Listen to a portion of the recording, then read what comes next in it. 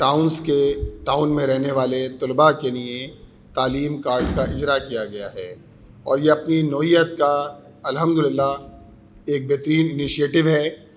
کہ جب income support کے نام پہ پیسے دیے جاتے ہوں،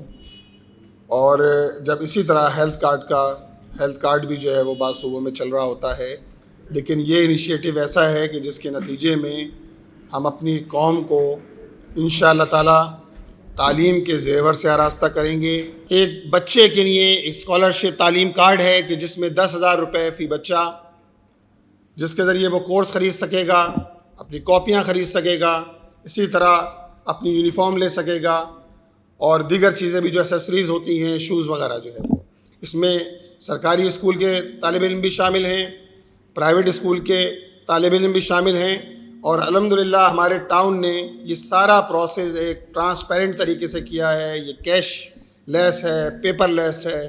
اور اس کی رجسٹریشن جو ہے وہ آن لائن پورا نظام بنایا گیا ہے جس کے ذریعے رجسٹریشن کرائی گئی ہے۔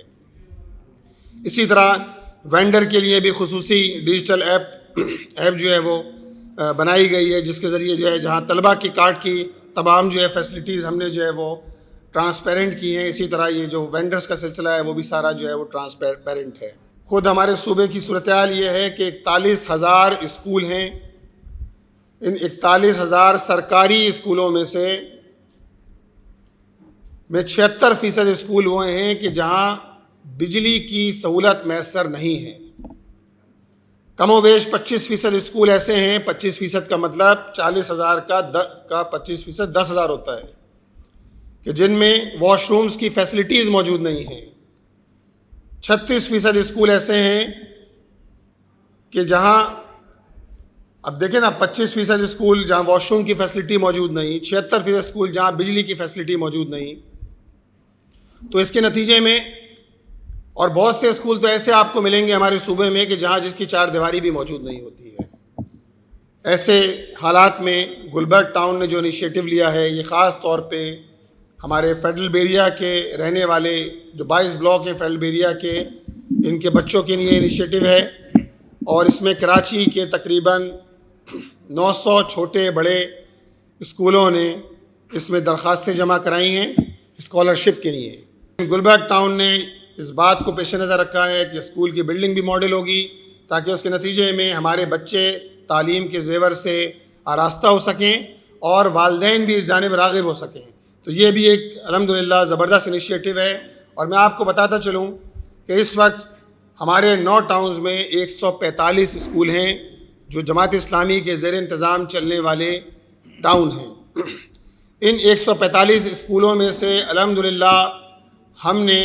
آج تک، یعنی 3.25 سال گزر گئے ہیں،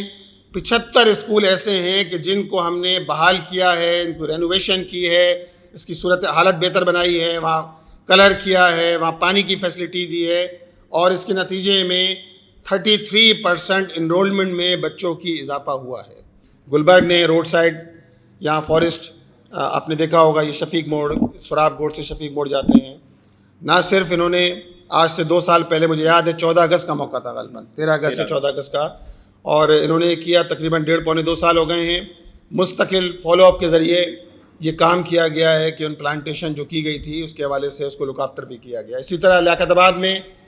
بالکل یہ سراج الدولہ کالج کے سامنے بڑی کچرا کنڈی ہوتی تھی، ہمارے ٹاؤن چیئرمین نے نہ صرف وہاں نرسری ڈیولپ کری بلکہ اس کے ساتھ ساتھ وہاں ایک خوبصورت قسم کا جو ہے ایک فارسٹ بنایا۔